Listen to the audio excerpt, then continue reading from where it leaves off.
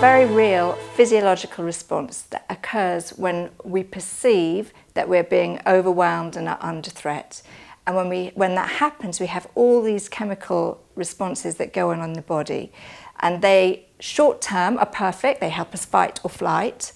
But long term, they cause a lot of damage. So if we don't ever get rid of the stress, if we don't get to see the conclusion of that fight and flight, then we're left with all these long-term imbalances in the body, too much blood sugar levels, too high cortisol, it reduces libido. All the things that the doctors are now seeing are actually, they believe 70 to 90% of them stem actually from the physiological response of stress.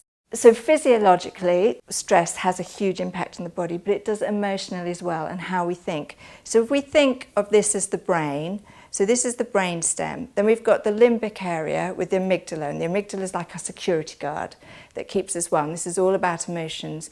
And then we get our cortex and our prefrontal cortex, which is where we get all our human capacity to think and problem solve and creativity. Now, when we're stressed, it's the amygdala that looks out and says, uh-oh, we're under danger. And what it does is it will shut off the cortex because we can't think. When we really have to fight or flight, thinking slows us down. So we literally shut off our ability to think. We flip the lid and we live off our emotional arousals. When we're stressed and we're doing that, it means that we can't think clearly. And so if it's about an email that if we've had one too many emails or one too many bills, what's happening is that we lose the capacity to think properly. And so we're walking around just using our emotional, our limbic brain. And what we have to do when we're like that is we have to learn how to pull back the prefrontal cortex and how to think clearly again about what's going on.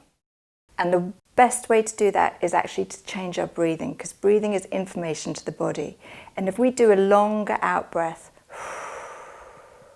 then that stimulates the parasympathetic, which is the response reflex, and the body thinks it's safe. So it's known as diaphragmatic breathing. If you think when we're stressed and we're running away from the animal, we're going, and then when we get to safety, we go, and that's what the body, it gets feedback loop. So it brings back the stress and it brings back the prefrontal cortex so we can start to think clearly and really start to problem solve and get rid of that stress.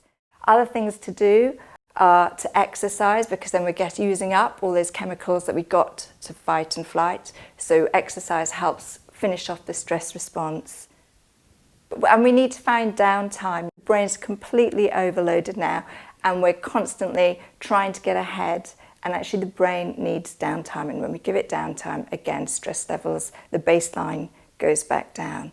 We need to get out into nature. It's proven that getting out into nature reduces cortisol levels, even looking at nature. And we need to connect with people. Being isolated is actually very threatening to the body. We are pack animals and we need to be around people. So we need to make sure that we've got social connections going on. And all those things together, the breathing, the getting out in nature, the doing some exercise, the connecting, they can all help really reduce and bring down our stress levels so we have a lower base level. So instead of always working up there, we're working from there.